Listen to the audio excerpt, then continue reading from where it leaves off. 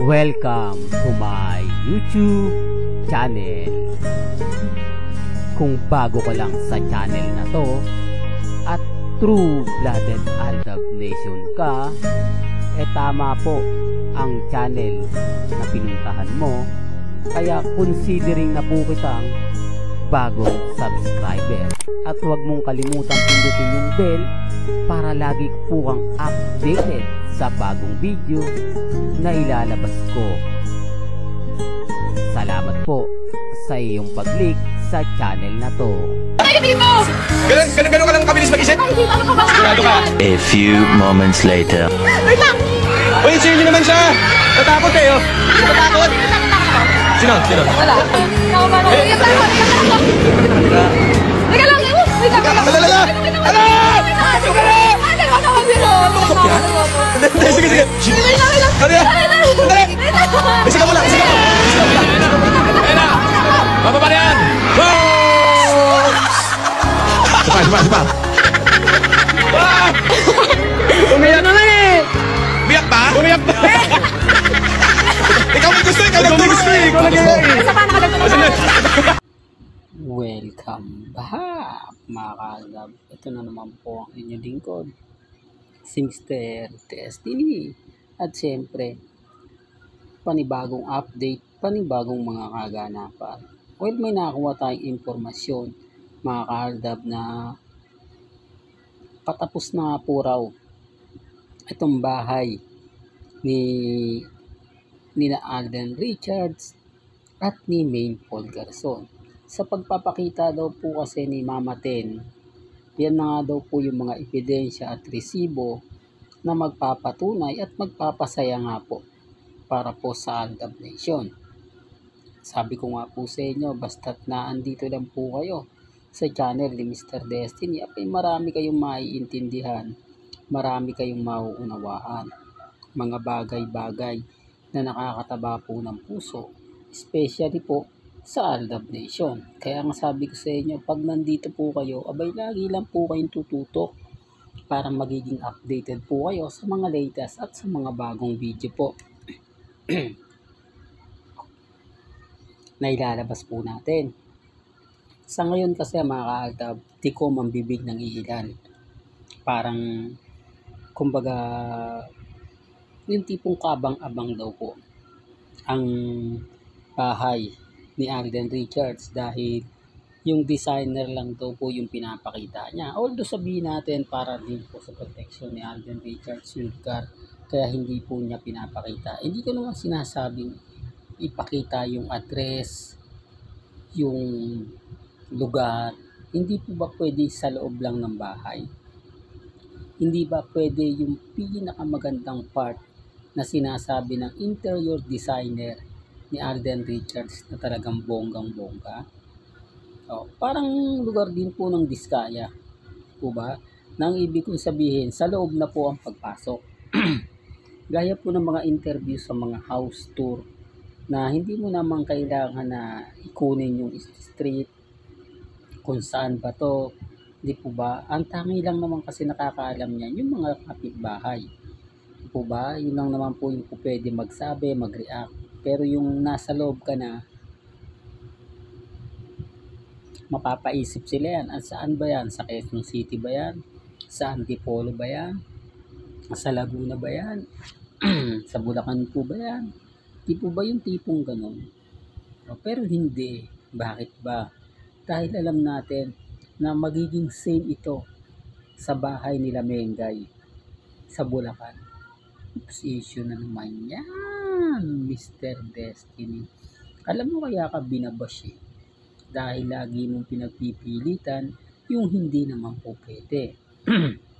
Yung tipong ikaw yung gumagawa ng issue. Ikaw yung gumagawa ng mga bagay-bagay na kumbaga magpapagulo. Alam nyo yung mga post dati ng GMA Network patungkol sa Aldab na binura po nila. Pero bakit hindi po yun nagkaroon ng issue? Bakit tinabunan po yun? Bakit wala nagtanong kung bakit pinost ng GMA Network? Itong nasa ibaba po ng video, may kita nyo. na ipinost po yan ng GMA Network, ha. Hindi namin inedit yan. Sabi ko nga po sa inyo, yung mga panahon na ng 2020, 2015, 2017. Ang bagal po ng internet na yan. At yung cellphone po, kumbaga sobrang baba. Wala pang high-tech na cellphone ng mga panahon na yon. At wala rin pong mga apps gaya po ngayon. Isa lang po ito mga ka-altab, sa dami ng ipapakita ko po sa inyo. Isa po ito sa mga photos na kung saan kayo po ang magde-decide kung ano nga po ba yung totoo. Kung ano nga po ba talaga yung buong istorya at buong kwento. Kasi ako mga ka-altab, masaya na po ako Masaya na po ako sa mga nangyayari sa social media. Masaya na po ako sa mga nakikita natin. Masaya na po ako sa mga taong sumusuporta at tuluyan naman pong nananatiling kampante, nananatiling matatag. Dahil hindi naman po ako talaga susuko at never po tayong magpapa-apekto. Di po ba? Kahit anong sabihin nila na ayan, Mr. Destiny, ganito ganyan, wala pong binigay si Mengay na ikagagalit po ng Aldab Nation. Wala pong binigay si Alden Richards o postman lang po na magsasabi o magpapatunay na wala na po talaga sila ni Mengay. Sinasabi nga po nila, hindi, kaya lang mga ganyan, ginagamit ni Alden Richards yung Aldab kaya pinahayaan niya lang. Common sense na lang po mga ka-Aldab. Si Alden Richards pa yung nanggagamit. Si Alden Richards pa ba yung tipo na manlilin lang? Di po ba alam niya sa sarili niya na totoo ang Aldab, na hindi po sila nagbabago? Di po ba? Hindi, real talk to, pansin ninyo. Bakit hanggang ngayon single si Alden? Bakit hanggang ngayon walang anak si Mengay at si Congressman? Di po ba? Isip-isip din pag may time. Lahat, ito rin to.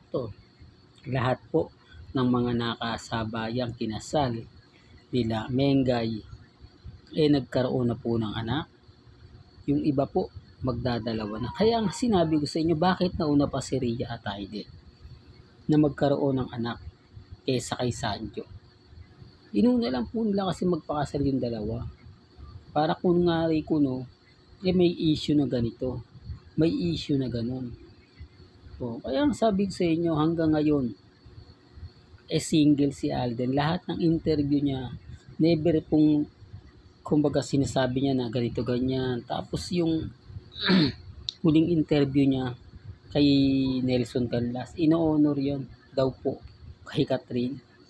Ang daming mga Catherine fans ang nagsabi, yan kasi ganito ganyan, iniwan mo, pinabayaan mo, tapos ngayon takot kang mag-isa, takot kang kumbaga ganito. Sinasabi niya mga ka-Aldab, iba po yung iniisip ng ilan. May mga punto mga ka-Aldab, yun nga po yung paghiwalay nila ni Mengay nang dahil po sa project. Yung ibig kong sabihin yung pag hindi nila pag-amin sa isa't isa. Pero darating din po yan, sabi ko nga po sa inyo, relax lang kayo kasi tayo naman po, lagi naman po tayong nakatutok sa kanila, nag-aabang. At gugulatin na lang po tayo. O ba, yan ang isa sa gusto din natin mangyari. Yan yung isa sa pinaka-aabangan ng Aldab Nation. Ang pag-amin ni Mengay at ni Alden Richards. Kaya lagi lang kayong tututok sa channel ni Mr. Destiny para maging updated po kayo. Ulitin ko, for the record lang po, lahat ng mga komento po nila, pabor man o hindi, nire-respeto ko po yan at ginagalang. May kanya-kanya tayong opinion, may kanya-kanya tayong pananaw. At syempre, hindi po ako namimilit pagdating sa channel na to. Di po ba rin talk mga ka-Aldab? Well, hanggang dito na lang po ang ating latest updates. Kaya kung gusto niyo pa po ng pinaka-latest at sariwang update, abay tumutok lang po kayo dito po sa channel ni Mr. Destiny para updated kayo sa mga bago at sa mga latest na i-upload po natin maya-maya lang. Kaya kung bago ka lang sa channel na to at isa kang true-blooded Aldab Nation na nagmamahal kina Mengay at Tisoy, tama po ang channel na pinuntahan mo, kaya consider na po kitang bagong subscriber. At huwag mo kalimutang i-share ang mga video po natin sa mga mamis, sa mga titas, at sa mga senior. Hanggang sa muli, salamat po sa panonood at